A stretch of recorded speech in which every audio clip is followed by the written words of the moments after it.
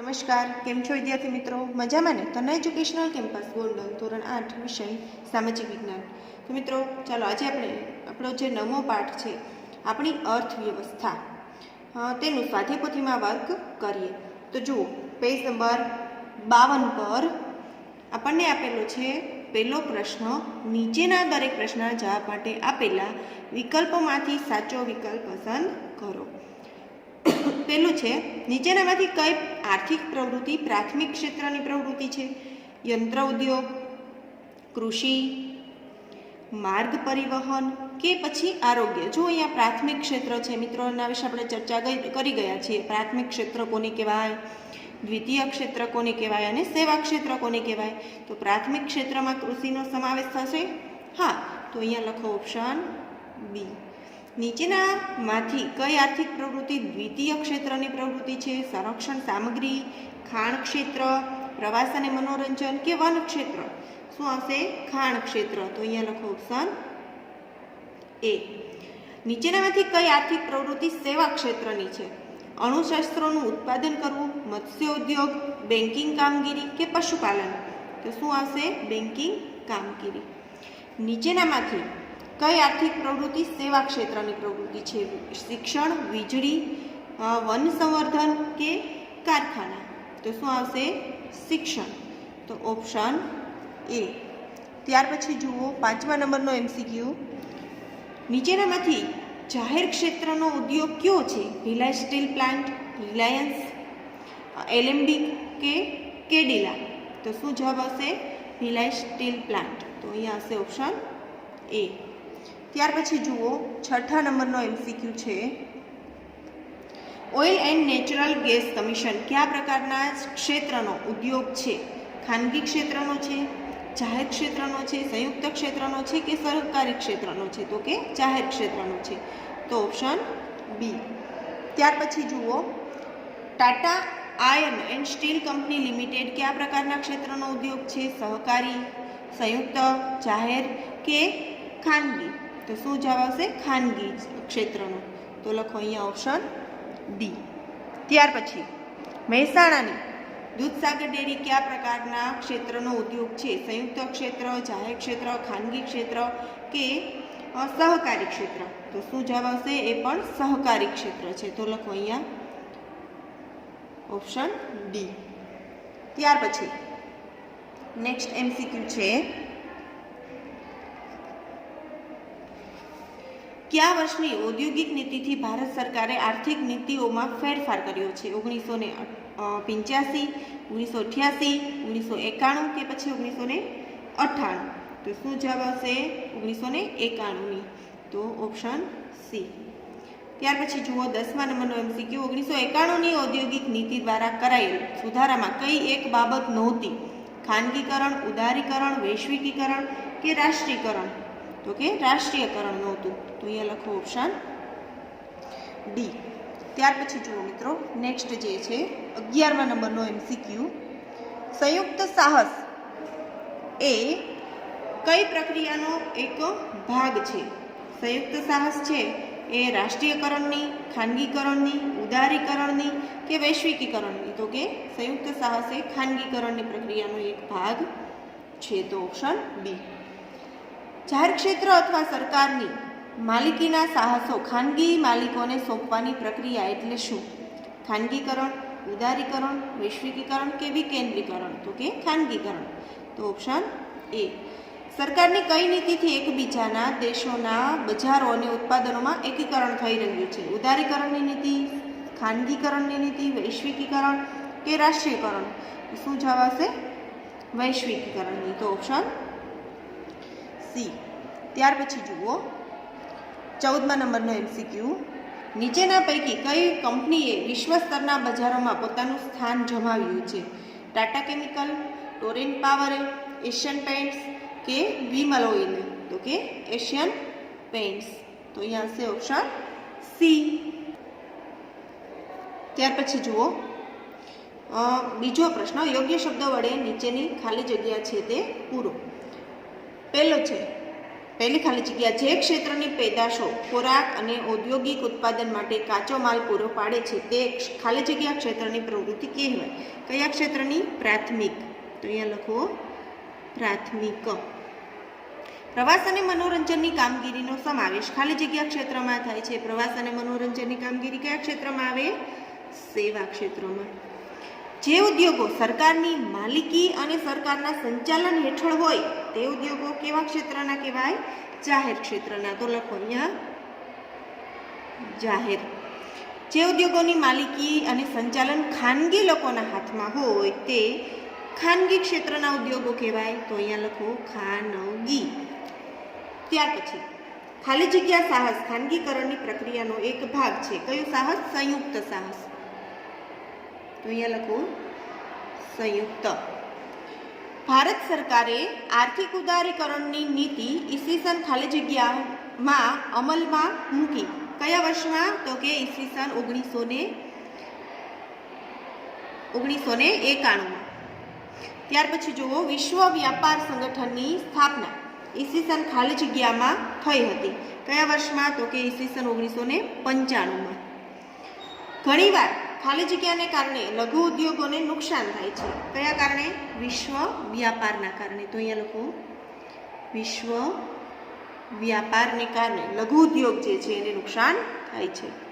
હવે જુઓ ત્રીજા નંબરનો પ્રશ્ન. નીચે આપેલા ખરા ખોટા જુઓ. આપણે કેટલીક કુદરતી પેદાશોને તેમના મૂળ સ્વરૂપમાં જ વાપરીએ છીએ. તો આ વાક્ય કેવું છે? સાચું છે કે ખોટું? હા, ઘણી બધી વસ્તુઓ એવી છે કે જેને આપણે મૂળ સ્વરૂપે જ વાપરીએ છીએ. તો આ વાક્ય છે સાચું. શેરડીમાંથી ગોળ બનાવવાની પ્રવૃત્તિ એ પ્રાથમિક ક્ષેત્રની પ્રવૃત્તિ છે? ના, નથી. તો આ વાક્ય ખોટું. દ્વિતીય ક્ષેત્રને ઔદ્યોગિક ક્ષેત્ર પણ કહે છે? હા, આ વાક્ય કેવું છે? સાચું. હવાઈ અને દરિયાઈ માર્ગોની સેવાઓ એ દ્વિતીય ક્ષેત્રની પ્રવૃત્તિ છે. જો અહીંયા હવાઈ અને દરિયાઈ માર્ગો એ દ્વિતીય ક્ષેત્ર ના આવે, એટલે આ વાક્ય ખોટું. ત્યાર પછી જાહેર સાહસ ખાનગીકરણની પ્રક્રિયાનો એક ભાગ છે. જાહેર સાહસ છે એ ખાનગીકરણની પ્રક્રિયાનો એક ભાગ છે? તો કે ના, સંયુક્ત સાહસ છે. તો પછી ખોટું બનશે. ટોરેન્ટ કંપની ખાનગી ક્ષેત્રનો ઉદ્યોગ છે? તો આ વાક્ય છે સાચું. સંયુક્ત ક્ષેત્રના ઉદ્યોગોમાં ખાનગી માલિકીનું વર્ચસ્વ હોય છે, વર્ચસ્વ વધુ હોય છે. તો આ વાક્ય ખોટું બનશે, કારણ કે અહીંયા સરકારની માલિકીનું વર્ચસ્વ વધુ હોય છે. ત્યાર પછી જુઓ ચોથા નંબરનો પ્રશ્ન. યોગ્ય રીતે જોડકા જોડો. હવે અહીંયા આપણને જોડકા આપેલા છે અ વિભાગ, બ વિભાગ અને છેલ્લો જવાબનો વિભાગ. તો જુઓ, પહેલું છે સિંચાઈ વગરની જમીન. તો એની સામે શું આવશે? તો કે સરકાર દ્વારા નહેરોનું નિર્માણ. તો ઓપ્શન બી. પાકોનું ઓછું વળતર.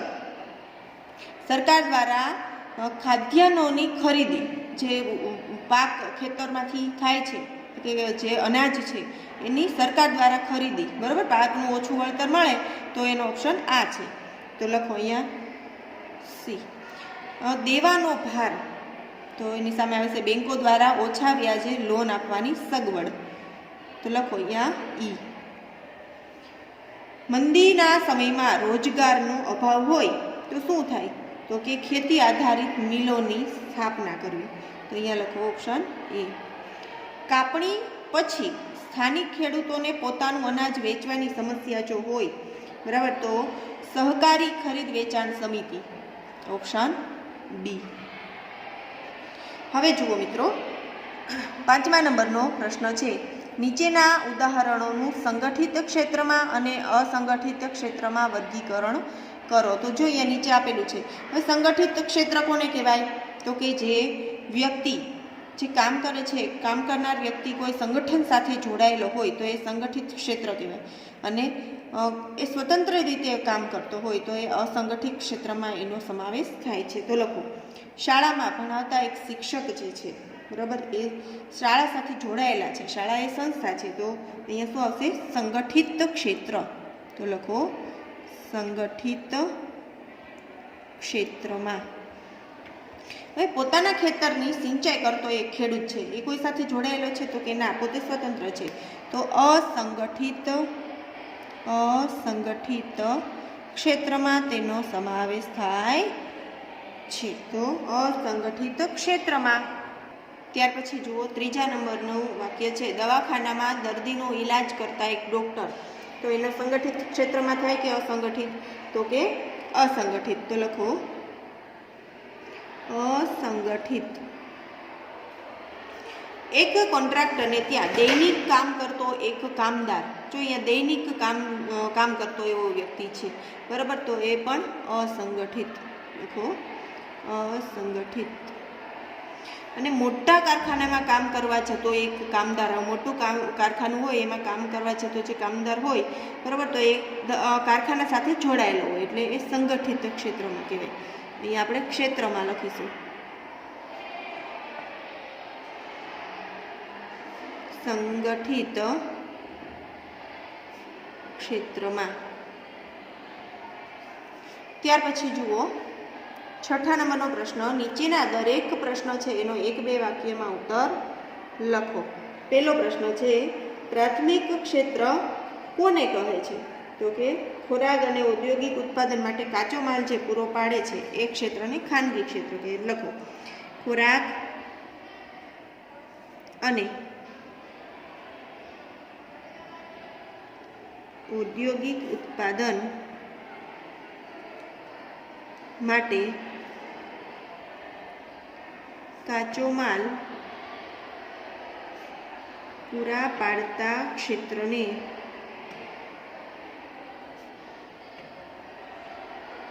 પ્રાથમિક ક્ષેત્ર કહે છે. બીજા નંબરનો પ્રશ્ન છે, પ્રાથમિક ક્ષેત્રમાં કયા કયા ક્ષેત્રોનો સમાવેશ થાય છે? તો કે વન ક્ષેત્ર, ખાણ ક્ષેત્ર, પશુપાલન વગેરે. તો લખો પ્રાથમિક ક્ષેત્રમાં વન ક્ષેત્ર, ખાણ ક્ષેત્ર,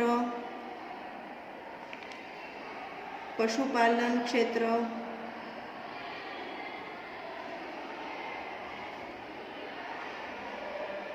મત્સ્ય ક્ષેત્ર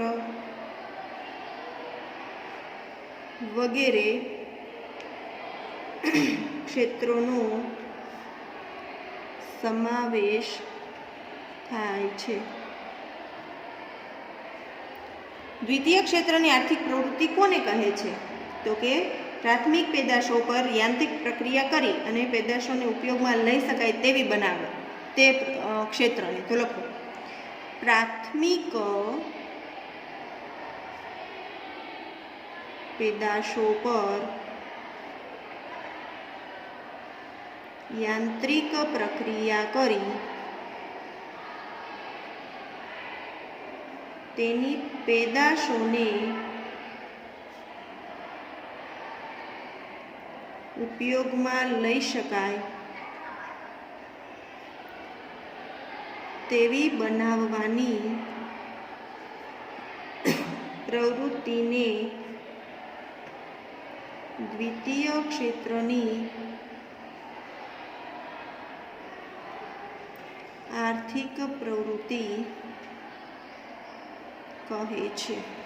ત્યાર પછી ચોથા નંબરનો પ્રશ્ન, વર્તમાન સમયમાં કઈ કઈ મહત્વની સેવાઓ શરૂ થઈ છે? વર્તમાન સમયની વાત થાય છે તો કે એટીએમ છે, ઇન્ટરનેટ છે, બૂથ કોલ સેન્ટર છે વગેરે. તો લખો વર્તમાન સમયમાં ઇન્ટરનેટ, એટીએમ,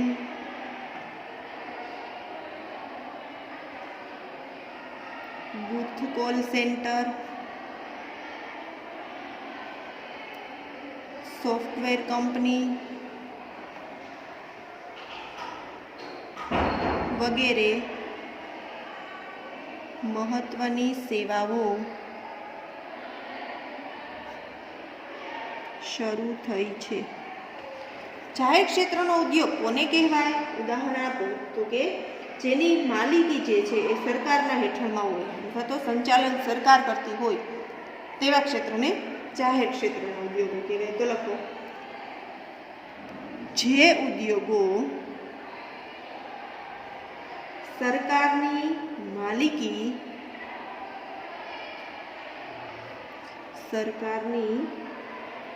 માલિકી અને સરકારના સંચાલન હેઠળ હોય તે ક્ષેત્રોને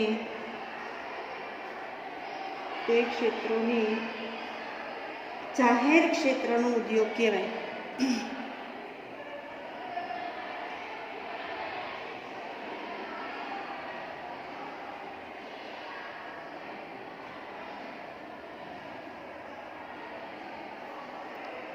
ઉદાહરણ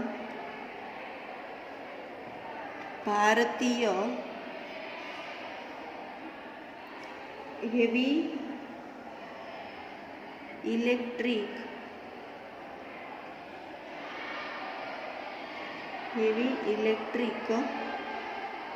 લિમિટેડ BHM શોર્ટ ફોર્મ એવું. ત્યાર પછી oil and natural gas commission ONGC. ત્યાર પછી જુઓ 6 નંબરનો પ્રશ્ન, ખાનગી ક્ષેત્રનો ઉદ્યોગ કોને કહેવાય? ઉદાહરણ આપો. તો કે જે ઉદ્યોગોની માલિકી જે છે એ ખાનગી કોઈ વ્યક્તિના હાથમાં હોય, બરાબર, તો એને ખાનગી ક્ષેત્રનો ઉદ્યોગ કહેવાય છે. તો લખો જે ઉદ્યોગોની માલિકી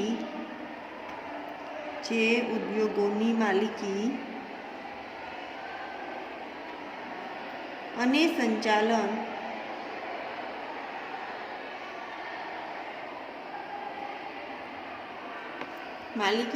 સંચાલન ખાનગી વ્યક્તિ કે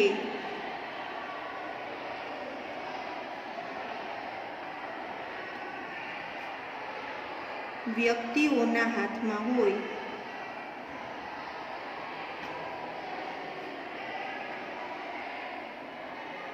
તે ખાનગી ક્ષેત્રનો ઉદ્યોગ કહેવાય. ઉદાહરણ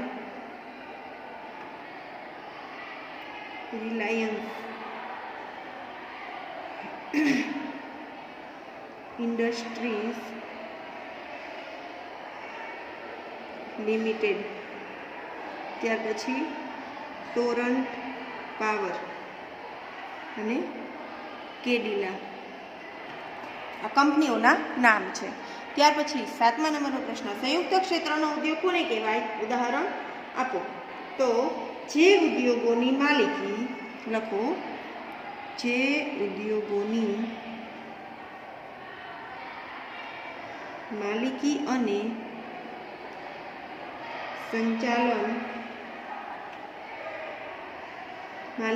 સંચાલન સરકાર તથા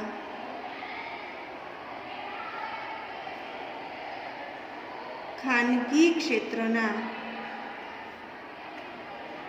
માણસો એમ બંનેનું હોય તે સંયુક્ત ક્ષેત્રનો ઉદ્યોગ કહેવાય. દાખલા તરીકે મહારાષ્ટ્ર સ્કૂટર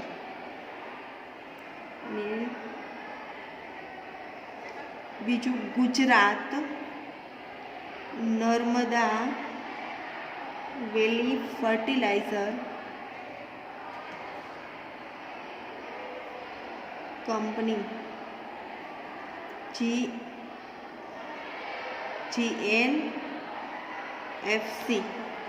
ત્યાર પછી જુઓ 8મા નંબરનો પ્રશ્ન છે મિત્રો, સહકારી ક્ષેત્રના ઉદ્યોગો વિશે જણાવો. અહીંયા આપણે સહકારી ક્ષેત્રના ઉદ્યોગો કોને કહેવાય તેના વિશે લખવાનું છે. તો લખો, એકબીજાના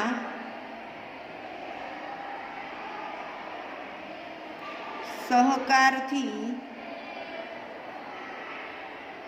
શરૂ થયેલા આવા ઉદ્યોગો કે એકમો જેમ કે મંડળી કે સંઘ, જેને સહકારી ક્ષેત્ર કહે છે. 9મા નંબરનો પ્રશ્ન છે. ઈસવીસન 1991ની નવી આર્થિક નીતિમાં કઈ બાબતોનો સમાવેશ થયો છે? તો કે ઉદારીકરણ, ખાનગીકરણ અને વૈશ્વિકીકરણ. તો લખો, ઈસવીસન 1991ની નવી આર્થિક નીતિમાં આ 3 બાબતોનો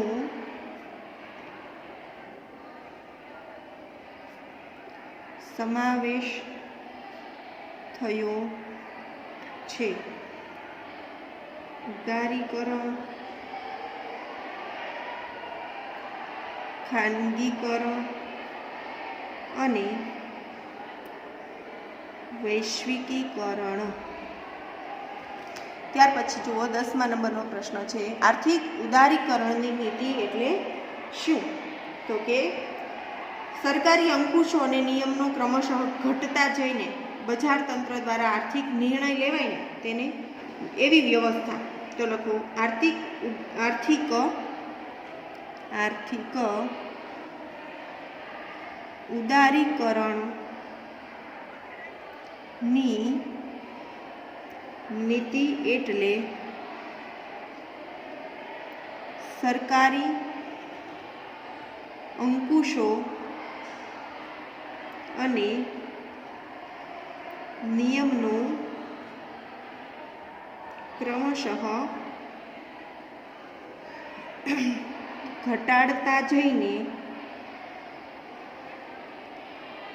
બજાર તંત્ર દ્વારા આર્થિક નિર્ણયો લેવામાં આવે તેવી વ્યવસ્થા. ત્યાર પછી 11મા નંબરનો પ્રશ્ન છે. ખાનગીકરણ એટલે શું? તો કે ખાનગીકરણ છે એ જાહેર ક્ષેત્રના અથવા તો સરકારની માલિકીના સાહસો જે છે એ ખાનગી માલિકીને સોંપવાની પ્રક્રિયા. તો લખો, ખાનગીકરણ એટલે જાહેર ક્ષેત્ર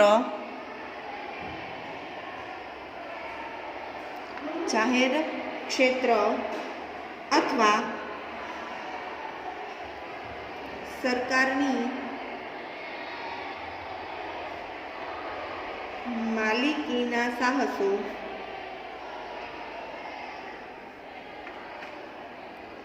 ખાનગી માલિકોને સોંપવાની પ્રક્રિયા. ત્યાર પછી જુઓ 12મા નંબરનો પ્રશ્ન. સરકારને શા માટે ખાનગીકરણ તરફ વળવું પડ્યું? સરકાર જે છે એ જાહેર ઉદ્યોગો છે, જાહેર સાહસ છે એને ખાનગી તરફ શું કામે વાળે છે?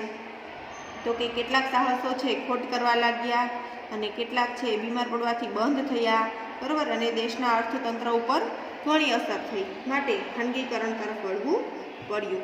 તો લખો, કેટલાક જાહેર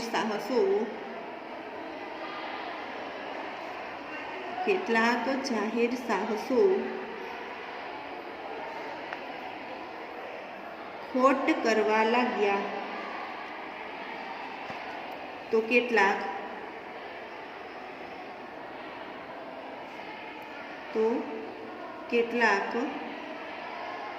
એકમો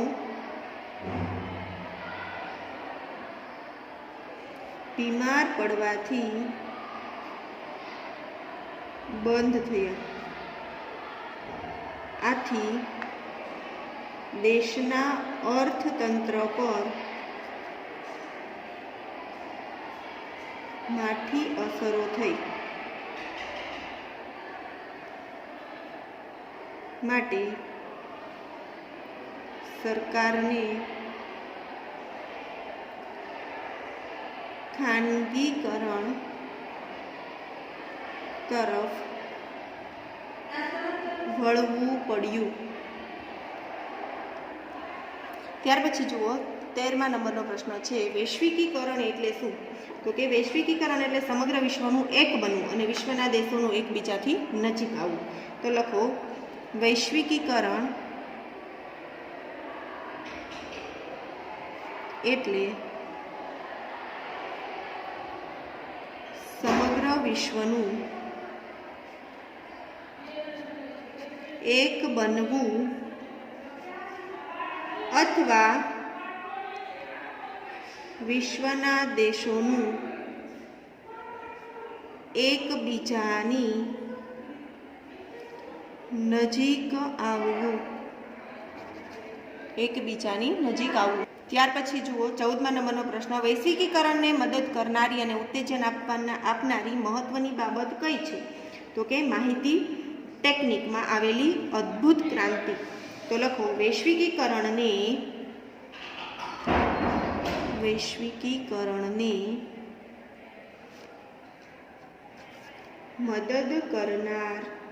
મદદ કરનારી અને ઉત્તેજન આપનારી મહત્વની બાબત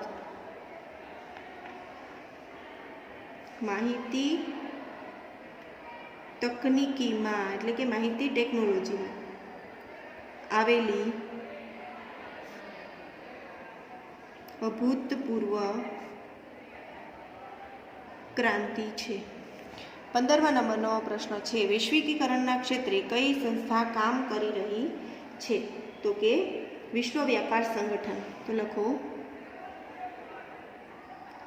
વૈશ્વિકીકરણના ક્ષેત્રે વિશ્વ વ્યાપાર સંગઠન નામની સંસ્થા કામ કરી રહી છે. કયા કારણે ભારતમાં સેવા ક્ષેત્રે રોજગારીની નવી તકો ઊભી થઈ છે? તો કે કયા કારણે? માહિતી ટેકનોલોજીના કારણે. તો લખો માહિતી ટેકનોલોજીને કારણે ભારતમાં સેવા ક્ષેત્રે રોજગારીની નવી તકો ઊભી થઈ. ત્યાર પછી જો 17મા નંબરનો પ્રશ્ન, ભારતના આર્થિક વિકાસની ગતિ શાથી વધી છે? તો કે ફોન, મોબાઈલ, ફેક્સ વગેરેની શરૂઆત થઈ એટલા માટે. તો લખો phone, fax, mobile, email, internet,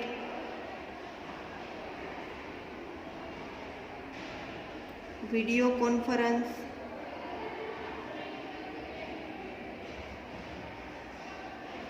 જેવા સાધનોથી માહિતી ઓછા ખર્ચે અને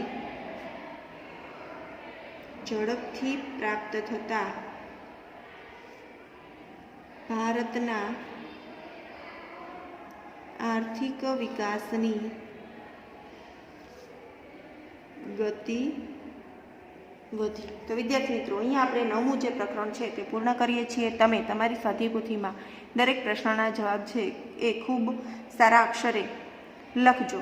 અસ્તુ. જય મહાદેવ.